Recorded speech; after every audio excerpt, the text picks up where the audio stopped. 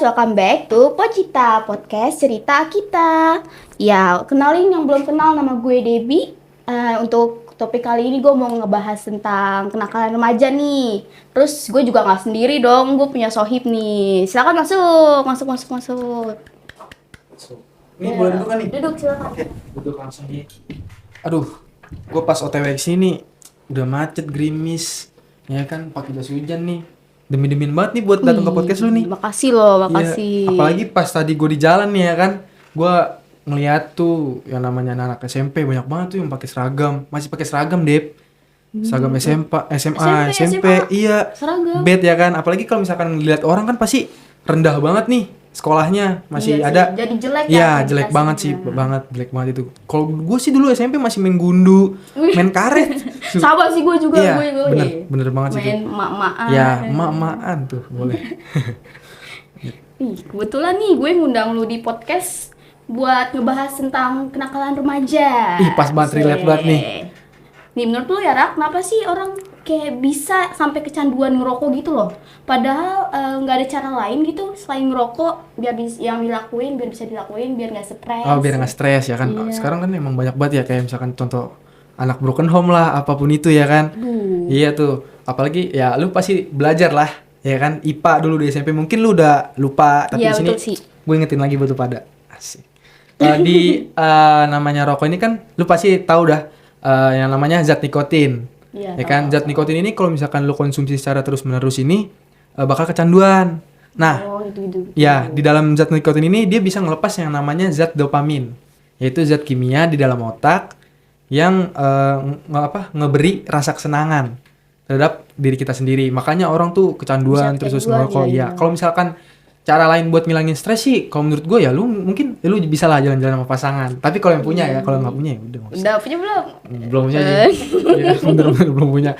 Ya gitu aja sih, kalau stres lu bisa lah sharing-sharing sama temen deket lu biar beban nih nggak di diri lu sendiri gitu Iya, loh. terus kalau misalnya mulut asem lah Iya. gitu bisa beli mix. Iya. Pip ya. Lanjut. Nih, terus tapi gue masih bingung nih, Rak. Kan banyak nih ya berita larangan nggak boleh ngerokok nih, apalagi di TV kan banyak banget tuh. Tapi kenapa sih pemerintah tuh masih ngedarin rokok gitu?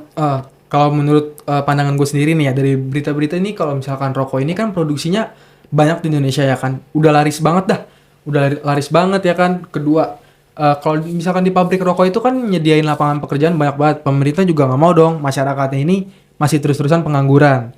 Yang ketiga itu masyarakat Indonesia ini udah ketergantungan sama rokok. Kalau misalkan dia nggak ngerokok asem ya kan, terus kayak ada kegelisahan. Terus pemerintah juga nggak bakal mau kalau misalkan dia di demo besar-besaran gitu. Apalagi kan kalau misalkan ngerokok ini kan benar-benar masyarakat ini dari Sabang sampai Merauke itu rata-rata ngerokok gitu loh, Dep. Kalau menurut pandangan gue. Oh iya nih, Rak. Ngomongin kenakalan remaja nih. Lu udah lihat belum sih tawuran yang di Palmera itu yang sempat viral? Oh, gue tahu tuh dari Instagram sih. Nah, apa sih gunanya orang ngelakuin tawuran itu? Apa menurut lu orang yang ngelakuin tawuran itu adalah orang yang harus kita seganin gitu biar kayak serem Ya, kita tahu seganin? gue tahu.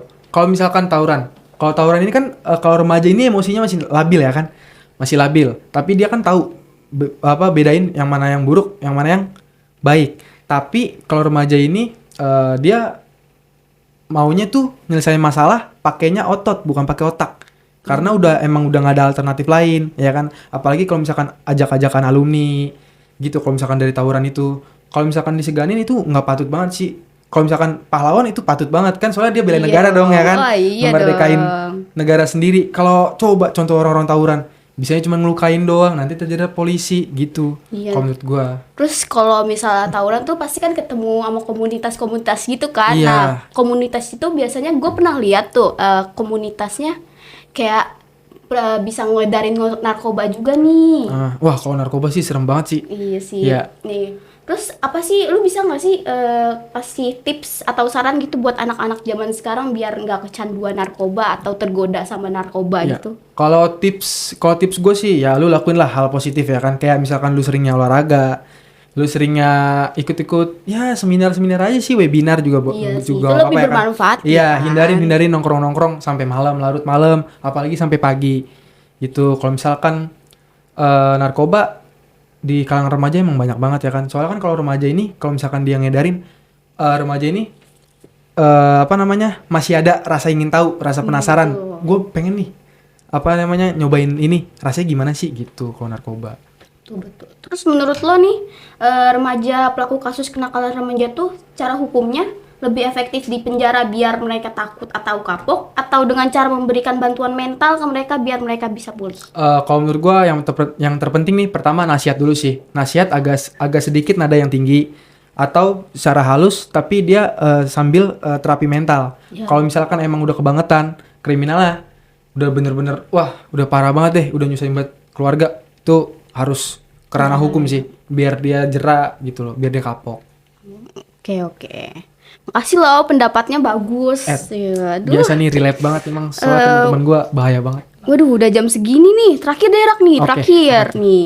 Nasihat apa sih yang bakal lo kasih gitu? Misalnya ada kenakalan remaja yang di mana aja tuh temen lu tuh bisa terlibat atau keluarga lu juga bisa terlibat.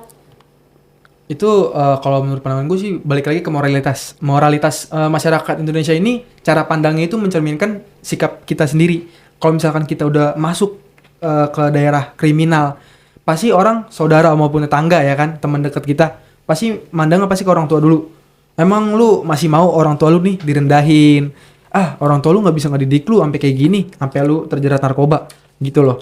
Terus emang lu masih mau? Kalau misalkan lu orang ada, alhamdulillah. Walaupun kayak gitu lu masih bisa nebus ya kan, kalau misalnya terjadi polisi. Coba orang tua lu nggak ada, pasti orang tua lu tuh minjem ke sana kesini, Iya, bingung buat cara kasihan gantinya ya kan, nangis sampai nangis darah kali itu.